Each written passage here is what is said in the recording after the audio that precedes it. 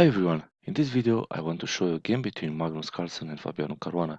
This game was played in FIDE World Chess Championship Tiebreaks round 1. Before tiebreaks, all 12 classical games ended in a draw, so they had to decide who takes the crown for the next 2 years using 4 rapid games, 10 blitz games, and if the score remains equal in the end, there will be an Armageddon game. Let's analyze the game from the point of view of opening, middle game and end game. In the opening, we need to develop our pieces or prevent our opponent to develop his pieces, make castle and connect the rooks by moving the queen. Also, pawn moves in an opening are good only if they help us to develop a piece. Let's see the game. Carlsen started with c4, this is the English opening. Looking closely at this move, we can notice that only the queen can enter the game. If we look at e4 or d4 pawns, we can see that 2 pieces can enter the game. So from this point, d4 and e4 are much better than c4 move. Black replied with e5, good pawn move, allowing the dark square bishop and the queen to develop. Knight to c3, developing a piece. Black does the same with knight to f6, g3, intending to put the light square bishop on the long diagonal, bishop to b4, developing the bishop on the most forward square on enemy camp. Another way for black was to play d5. This position looks like a Sicilian with reversed colors. Since black did not play d5, white played e4, preventing d5. Following opening principles, white should have continued development of his knight or bishop. You may argue that this pawn move allows the light square bishop to develop on f1, a6 diagonal, but white already played g3 in order to put the bishop on g2. Black continued with short castle. Before castling, you may ask yourself why black didn't went for the e4 pawn by first taking the knight and then taking the pawn. The answer is simple. White would have played queen to g4, attacking the knight and the pawn from g7, and white regains the pawn back.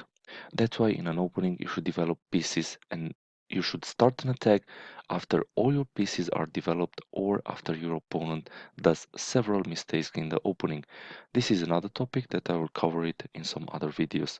Black continue with castle and black is threatening to take on c3, and for this white played knight g2, defending the knight, c6, another pawn move by black intending to play d5, but better was to develop the knight to c6, bishop to g2, developing and controlling d5 square for a fourth time. a6, another pawn move for black, switching plans. It seems that now he wants to play b5. If we look at this position, white developed 3 pieces while black only 2. So white has an advantage in development. White king is safe and black played b5, another pawn move, but this time this is good because prepares the development of his light square bishop. Also this pawn attacks c4. White continue with d4, attacking black center. Black defended, and in this position white has 3 options to develop his last minor piece to g5, to prevent opponent to develop, and 3 neutralize opponent pieces that stands in your territory. In the game, white continue with a3, attacking the bishop. Bishop takes, knight takes on c3, and black took on c4. And in this position, white took on e5 in order to create more weaknesses for black. In this position, black is a pawn up, but his pawn structure is damaged. He has an isolated pawn on a6 and 2 double pawns on the c file. White should continue the development of his bishop and put it on the most forward square to g5, but in the game he played knight to a4. Maybe in some lines black wants to play knight to b6, attacking the pawn. Another role for this knight is to defend the b2 pawn. Black continued the development of his pieces and he played bishop to e6, defending c4 pawn. And here white decided to exchange queens and enter an endgame because he has targets to attack these 3 pawns. White connected his rooks, and the plan in this phase of the game is to attack opponent weak pawns, which we mentioned already. And the second plan is to push your pass pawns. In this position, white doesn't have any pass pawns, so his only plan is to attack these weaknesses. Looking at the pieces, white can bring his rooks on the c and d files. The two bishops are well placed. The light square bishop is defending e4 pawn. The knight from a4 can jump to c5, eliminating the defender of c4. In the game, black connected his rooks with knight bd7. Also, this knight controls c5 square. White needs to improve the activity of his rooks, and for this he can play rook f to d1. Instead, he played f3, controlling g4, not allowing the knight to jump and attack his bishop. Rook a to b8, placing the rook on the open file, putting pressure on this pawn. Maybe he wants to come forward to b3, attacking the bishop. White continued with rook a to c1, continuing his plan of attacking black weaknesses. Black went forward, attacking the bishop, defending knight to e8, a move back, but black wants to come to d6 and defend c4 pawn one more time. White attacked this pawn with bishop to f1. In any position we should make attacking moves. Black defended, and the problem with this move is that the knight is not defended, and white attacked it with rook c to d1. In any position when our opponent makes a move, we should ask ourselves, what is the drawback of my opponent's last move? Try to see what were the squares controlled by the piece before and after, and then look at your pieces and see how to take advantage of your opponent's move. White continued with the rook c to d1, knight to b5, and the problem with this move is that c5 square is controlled twice by white and only once by black. Instead of this move, black could have played knight to b7, controlling c5, not allowing white to go there. White spotted this and he continued with knight to c5, attacking the rook, the knight and the bishop. Also, the problem with this knight move is that b2 pawn remains unprotected and black takes it. White took on e6, eliminating the defender of c4 pawn. Black recapture, and in this position black has 4 pawn islands. 2 of the pawn islands have doubled pawns. White took on c4, attacking e6 pawn. Black defended this pawn with knight to d4. Black took the knight, it takes. White took another pawn with check. In this position we can see that white has a pawn majority on the king side. The king to f8, rook takes on d4, taking another pawn, attacking the knight for a second time, defending. Beside the attacking opponent weak pawns, white can start implementing the second plan in an endgame, the one to push your best pawns from the king side. In this position, white decided to simplify the position, remaining with an extra pawn. White gave a check into e6, f4, controlling all squares in front of the king, c5, pushing the pass pawns, forward, trying to reach the first rank. White continued with rook to d5, attacking the pawn, rook to c2 defending. White can try now to go on the king side and attack these two weak pawns. Another way for white is to give the h pawn by playing king to f1, and if black takes this pawn, white can take on c5. In the game, white continue with h4, moving the pawn forward.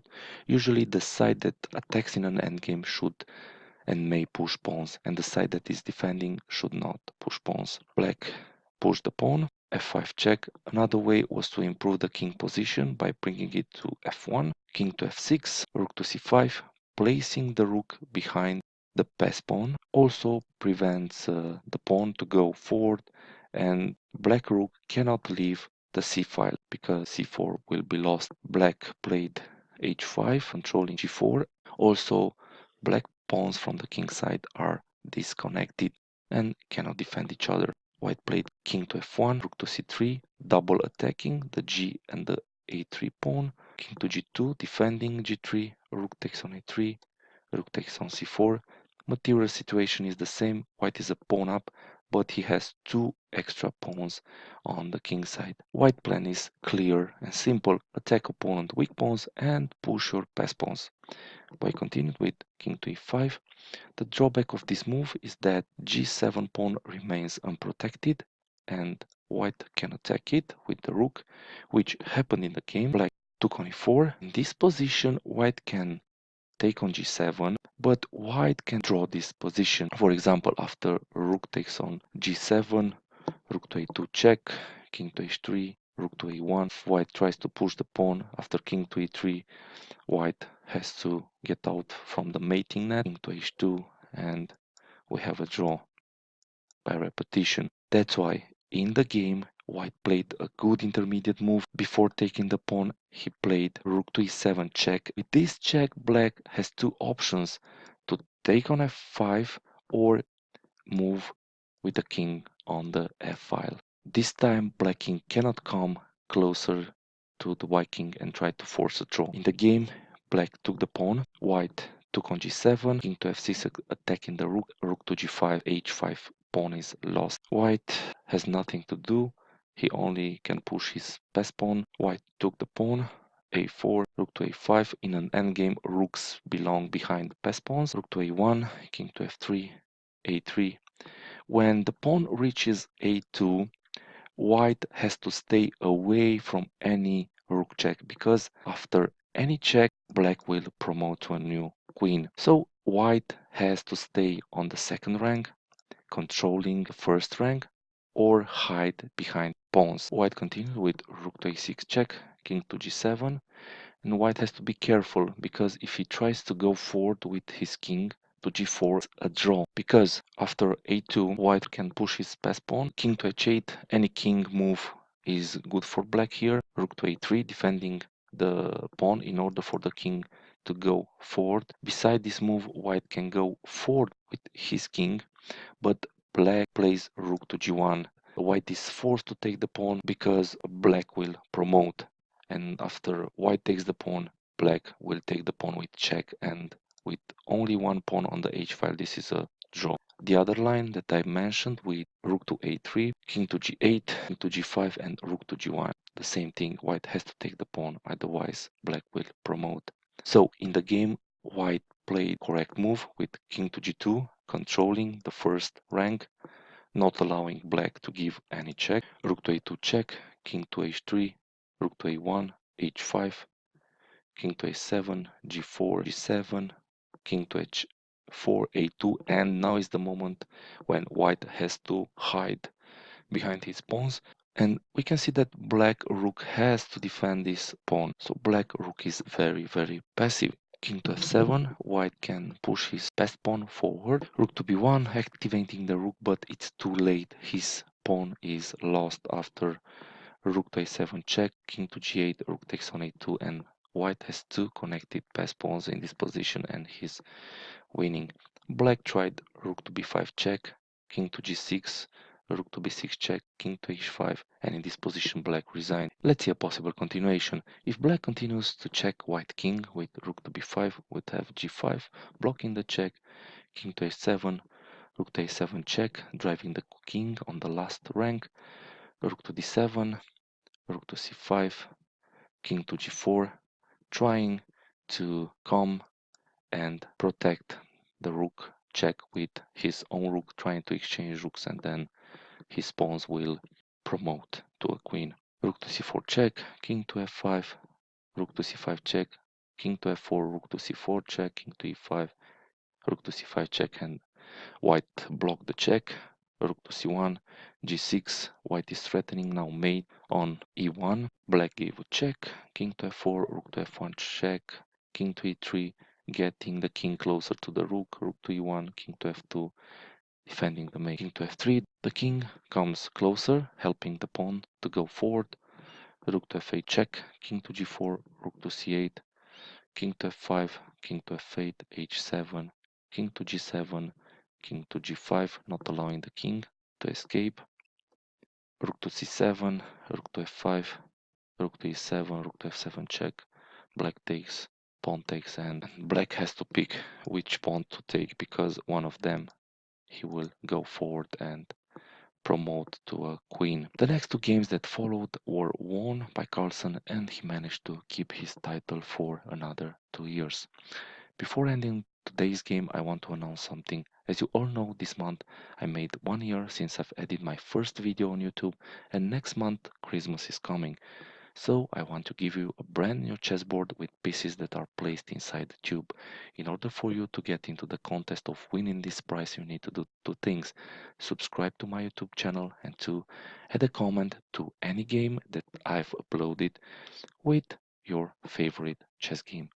It can be your own chess game, and you can add as many comments as you want because every comment enters the competition. The winner will be chosen using random org site, and it will be announced before Christmas. So this was the game between Magnus Carlsen and Faiano Caruana. I hope you found this video useful. Please watch other games from my channel. I'll leave some comments and suggestions in the comments section. See you next time. Bye.